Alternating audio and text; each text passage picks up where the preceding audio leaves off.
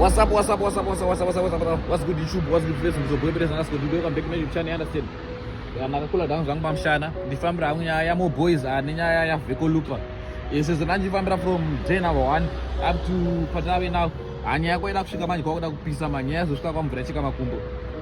Vecco Luppa, he was trying to be humble. Vecco Luppa, he was trying to be respectful. I think maonango yareba achingosiya Moreboys achingoti ari kuita. I don't know kuti Moreboys anofunga kuti ndiani zvakangoita vanhu yada. And I don't know hanguti anotemba nei. But it's been a minute. Vecco Luppa respect Moreboys and Moreboys achingoti anoda.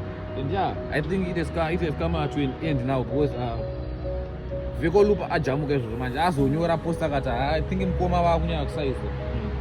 And I think mukoma vakuninyanyira because vakuita vakunyanya kupinda munda mangu. Hanzi ndimukoma zvavo but handicharadza kuvarespecta. Ndirimpana zvangu but havada kunyanya kuda kugena ground vari vega and ndichavashera respect manje. Vanyora kuti hanzi zvaakuita manje ndichipindawo musango mumwe nemumwe opagata zvombo zvake saka zvakuroti atoo maoko ada kubuda kapa and I'm sure Africa muno muri dangerous manje kuti grudges akadaro.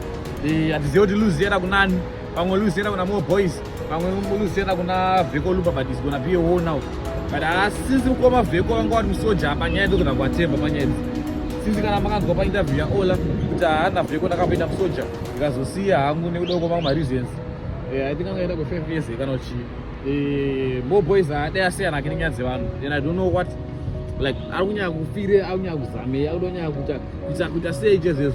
But here, guys, those are on Vecco. Let me show you screenshot right up here. Post here, is actually done. I'm coming back to Nyanira. What? I think my owner, guys.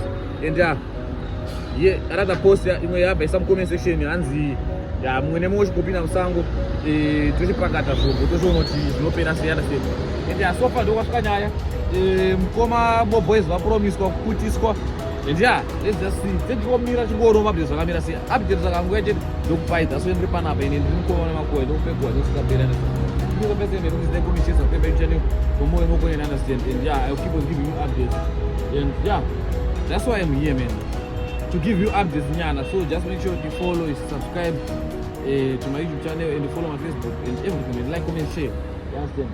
So that I don't want to power up my updates, you understand? Road to 10K, both FB and YouTube. Yeah, road to 20K on TikTok. And yeah, let's get it, man. It's